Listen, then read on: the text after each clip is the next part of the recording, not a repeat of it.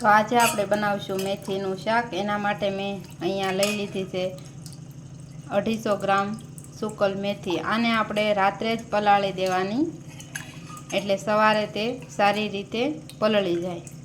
અને ત્યાર પછી આપણે આને કુકરમાં બાફવા માટે રાખીશું, 1 થી 2 વિસલ કરવાની। તો આ મેથીને આપણે સરસ ધોઈ અને કુકરમાં લઈ લીધી છે। અને ત્યાર પછી એમાં 1 ચમચી મીઠું નાખવાનું। બાફતી વખતે મીઠું નાખવાથી સ્વાદ તેનો જળવાઈ રહેશે। આપણે એને હવે બાફવા માટે મૂકી દીધું છે અને 2 વિસલ થાય ત્યાં સુધી આપણે એને બાફી લેવાની છે। ચાલો, તો આ મેથી સરસ રીતે બફાઈ ગઈ છે। હવે આને પાણી સાથે જ તો લઈ લેશું એક વાસણમાં। પાણી આપણે એક જરાય કાઢવાનું નથી। ત્યાર પછી એ જ કુકરમાં આપણે 4 ચમચી જેટલું તેલ નાખવાનું છે।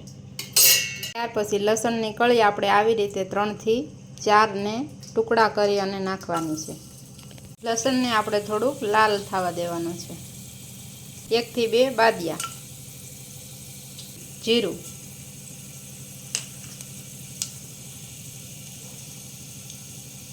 મીઠા લીમડાના પાન,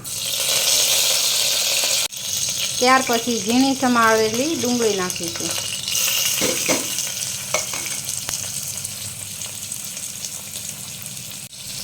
ડુંગળીને સારી રીતે સાંતળવા દેવાની છે આપણે। ડુંગળી આપણી સારી રીતે થઈ ગઈ છે। ત્યાર પછી હવે 1 ચમચી નાખશું હળદર, 2 ચમચી નાખીશું લસણવાળી ચટણી। તમે જેવું તીખું ખાતા હોય એ પ્રમાણે ચટણી નાખવી।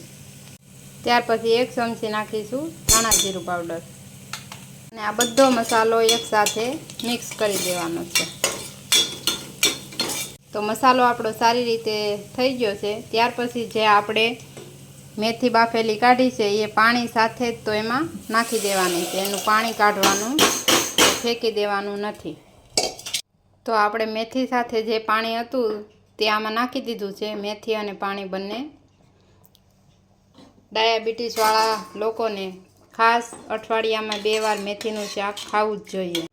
હવે આપણે આને થોડી વાર માટે પાકવા દઈશું। તો શાક આપણું રેડી થવા માંડ્યું છે। ત્યાર પછી આપણે એમાં નાખીશું 2 ચમચી દહીં। જો દહીં ન હોય તો તમે છાશનો પણ ઉપયોગ કરી શકો। હવે દહીં નાખી અને થોડી વાર માટે આપણે આને ઢાંકી દઈશું। તો તૈયાર છે આપણું સૂકી મેથીનું શાક, તમે જોઈ શકો છો।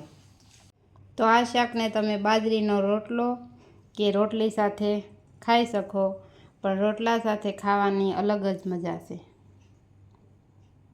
જો તમને મારી આ રેસીપી ગમી હોય તો કમેન્ટમાં જરૂરથી કહેજો અને મારા આ વિડીયોને લાઈક કરજો, શેર કરજો અને મારી ચેનલને સબસ્ક્રાઈબ કરજો। તો મળશું ફરી પાછા એક આવી જ નવી રેસીપી સાથે।